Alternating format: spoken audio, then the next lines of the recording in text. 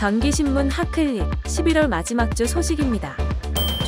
종합건설업계가 지자체의 기술 제한 입찰 공사를 분리발주하면 안 된다며 분리발주 제도의 취지를 왜곡하고 있습니다. 전기공사업계는 여러 가지 면에서 분리발주가 통합발주보다 우수하다는 게 입증이 됐음에도 종합건설업계의 이 같은 떼쓰기가 이해하기 어렵다는 반응입니다. 최근 종합건설업계는 순천시가 전기공사를 분리발주한 1,380억 원 규모의 신청사 건립공사가 부당한 처사라고 반발하고 있습니다. 이는 최근 행정안전부가 지방자치단체 분리발주 시 유의사항 통보라는 제목의 공문을 전국 지자체와 교육청에 배부한 것과 무관치 않아 보입니다. 종합건설업계는 이를 두고 기술 제한 입찰에서 분리발주 적용이 어려운 경우가 있으니 이를 고려하라고 정부 부처가 지시한 것이라고 해석하며 기술 제한 입찰 공사는 전기통신 소방공사를 분리발주해서는 안 된다는 논리를 펼치고 있습니다. 하지만 해당 공문의 문구를 살펴보면 사항들을 종합적으로 고려해 분리발주 여부를 신중하게 검토해 발주해 주시기 바랍니다라고 써져 있습니다. 기술 제한 입찰에서 분리발주 여부가 문제되지 않도록 사업을 기획할 때 면밀히 검토하라는 것이지 분리발주를 피하라는 뜻이 아닌 겁니다. 실제 행안부 측도 발주 담당자가 자치단체장 등의 의사를 확실히 확인하지 않고 발주를 해 추후에 문제가 되는 경우가 있으니 이를 방지하고자 원칙을 알린 것이라고 답했습니다. 향후 15년간 중장기 전력 수요 예측과 전력 설비, 전원 구성 등을 담은 10차 전력 수급 기본계획 공청회가 열렸습니다.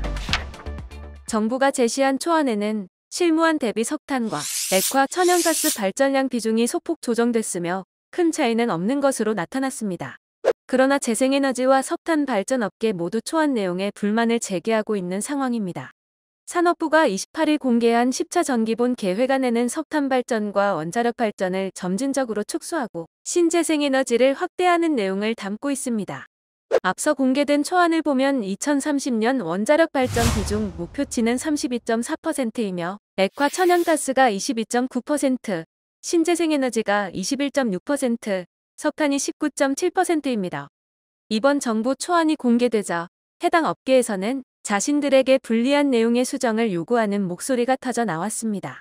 시민단체 등 신재생에너지 확대를 요구하는 측에서는 10차 전기본 전면 백지화를 주장하며 공청회장에서 시위를 벌였고 석탄 발전의 급격한 축소에 대해서는 석탄 발전 업계가 일자리 감소 및 에너지 안보 문제 등을 주장하며 우려를 제기한 겁니다.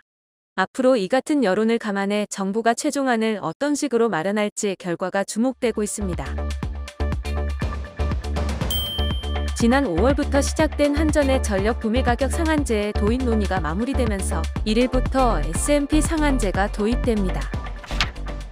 29일 산업통상자원부 산하전기위원회는 회의를 열고 정부의 전력시장 긴급정산 상한 가격 제도를 최종 의결했습니다.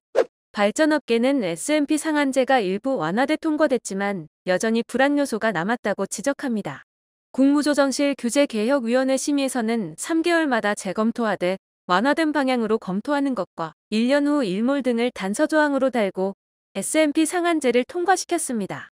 문제는 글로벌 에너지 위기가 장기화할 것으로 예측되는 현 상황에서 과연 1년 후 일몰이 가능할지에 대해 업계의 우려가 큽니다.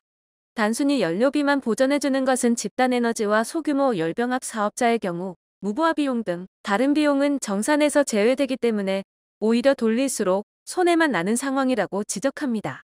그러나 산업부와 한전은 발전기 연료비를 모두 보전하기 때문에 손실은 발생하지 않고 S&P 폭등으로 인한 횡재 이익만 일부 제한한다는 입장을 고수하고 있습니다.